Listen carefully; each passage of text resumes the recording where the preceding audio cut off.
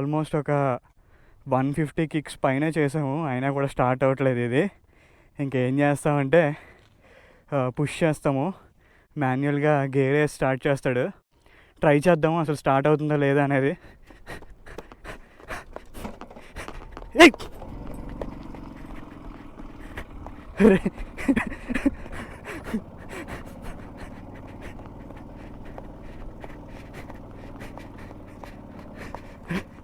ఇది స్టార్ట్ అవుతుంది కానీ సంథింగ్ ఏదో ప్రాబ్లం ఉంది దానికి.